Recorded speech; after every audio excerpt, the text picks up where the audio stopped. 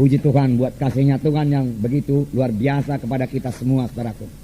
Saudaraku yang kasih dalam nama Yesus, saya akan membacakan satu ayat dari pembacaan Alkitab kita yang sudah lewat, saudaraku, dalam Markus 14 ayat 34, 35 sampai 37.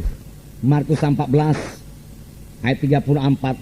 Hatiku, lalu katanya kepada mereka, hatiku sangat sedih, seperti mau mati rasanya. Tinggallah di sini dan berjaga-jagalah.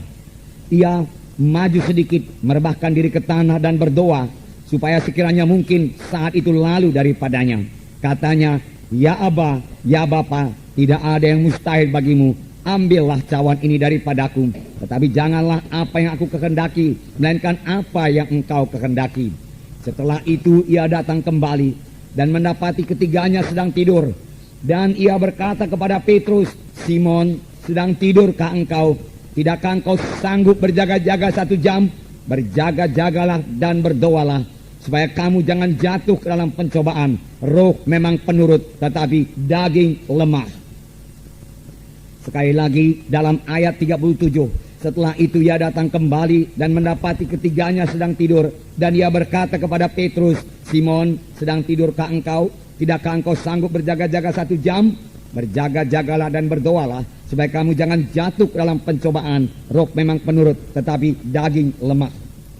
Tuhan Yesus sendiri mengatakannya kepada murid-murid, tidak sanggupkah kamu berjaga-jaga 1 jam dengan aku? Karena banyak pencobaan, saudaraku. Saya yakin, saudaraku, 1 jam adalah waktu minimum bagi setiap anak-anak Tuhan yang mau menang dalam hidup rohaninya. 1 jam merupakan waktu minimum untuk berdoa tiap-tiap hari, saudaraku. Dengan berdoa 1 jam per hari kita akan disegarkan. Dengan berdoa 1 jam per hari kita akan menang atas dosa. Dengan berdoa 1 jam per hari kita menang atas setan dan iblis. Karena pada waktu berdoa itulah kita dikuatkan, saudaraku. Dan dengan berdoa 1 jam pertumbuhan rohani kita akan baik. Dan kita bisa sampai kepada kehendak Tuhan, saudaraku. Saya sangat bersyukur kepada Tuhan. Mulai daripada hari pertama, saudaraku, saya diselamatkan, saudaraku. Saya diajari berdoa 1 jam per hari. Di gereja kami itu, saudaraku, pada waktu itu, doa di gereja saja, saudaraku, lebih 1 jam. Kadang-kadang 2 jam. Dan sudah itu kami disuruh lagi di rumah berdoa minimum 1 jam per hari. Karena katanya kalau tidak berdoa 1 jam per hari, setan akan mengalahkan engkau. Karena takutnya pula saya kepada setan, saudaraku. Dan pada waktu itu belum begitu mengerti mengenai mengusir setan.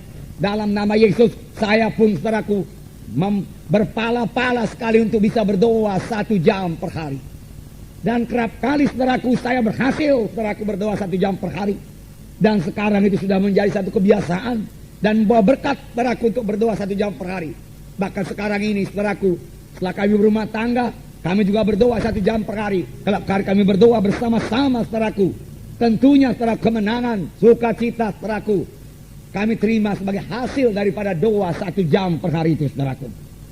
Tuhan Yesus, seperti kita baca tadi, mengatakan hal ini di Taman Getsemani. Tidak sanggupkah kamu berdoa 1 jam dan berjaga-jaga dengan aku? Berjaga-jaga dan berdoalah, supaya kamu jangan jatuh ke dalam pencobaan. Tubuh memang lemah, tapi roh itu yang kuat, dia katakan, saudaraku. Saudaraku yang kasih dalam nama Yesus, pada waktu Tuhan mengatakan demikian ini, dia memang dalam pergumulan yang amat sangat. Pada waktu itu Tuhan Yesus, saudaraku, diserang oleh semua kekuatan iblis. Semua kekuatan neraka, saudaraku, dipusatkan kepada Yesus untuk mengalahkan Tuhan Yesus. Karena pada waktu itulah Tuhan Yesus, saudaraku, mengambil keputusan untuk menanggung dosa manusia ini. Nasib manusia ini pada waktu itu ditentukan oleh kemenangan Tuhan Yesus.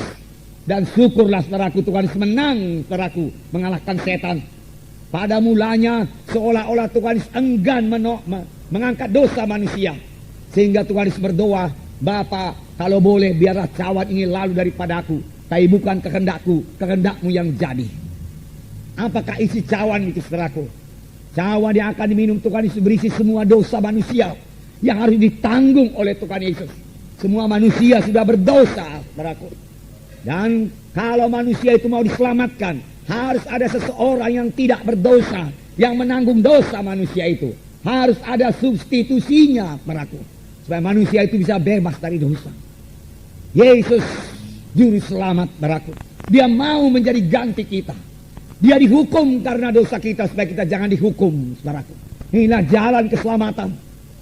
Tetapi walaupun Yesus sudah rela, saudaraku, melihat dosa yang begitu besar, begitu kotor, begitu keji, tidak urung Tuhan Yesus gemetar, berkeringat darah, dan berkata, Bapa, kalau ada jalan lain, biarlah kita tempuh jalan lain, Bapa. Dia katakan, supaya aku jangan menanggung cawan minuman ini, tetapi tidak ada jalan lain, saudaraku. Hanya satu jalan, saudaraku. Tuhan Yesus harus menjadi substitusi kita. Tuhan Yesus harus menjadi ganti kita, saudaraku, supaya kita bisa bebas dari dosa, saudaraku. Dan Tuhan Yesus akhirnya mengambil cawan minuman itu dan meminumnya, saudaraku, sampai kepada teguk yang terakhir. Mulai saat itu tangan manusia berdosa bisa sampai dan menangkap Tuhan Yesus. Satu rombongan tentara imam-imam yang dipimpin oleh Judas, saudaraku, datang ke dalam taman Getsemani, di mana Tuhan Yesus biasa berdoa di situ. Dan mereka mulai menangkap Tuhan Yesus. Seorang murid Tuhan Yesus bernama Petrus, saudaraku, menghunus pedangnya dan marang hamba imam besar itu. Daun telinganya putus, jatuh. Tetapi Tuhan Yesus mengambil daun telinga itu, merekatnya kembali.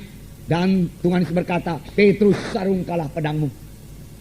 Sebab orang yang memakai pedang akan dimakan pedang.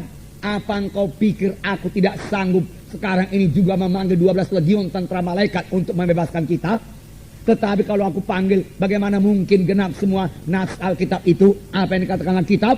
Bagaimana mungkin aku memikul dosa manusia? Dosa manusia tidak jadi dipikul, oleh sebab itu semua manusia akan terhilang. Demikian Tuhan Yesus berkata, saudaraku. Murid-murid semua lari meninggalkan Tuhan Yesus, saudara. Dan Tuhan Yesus ditangkap, dibawa kepada pengadilan imam-imam. Dan mereka mulai mengadili Tuhan Yesus, saudaraku. Dan pada waktu itu juga Petrus menyangkal Tuhan Yesus 3 kali. Tetapi Yesus tetap menang, saudaraku. Yesus tetap berjalan menuju salib, saudaraku. Visi Tuhan Yesus tidak hilang, saudaraku. Ini adalah sebagai akibat daripada doanya yang 3 jam di taman Getsemani itu, saudaraku.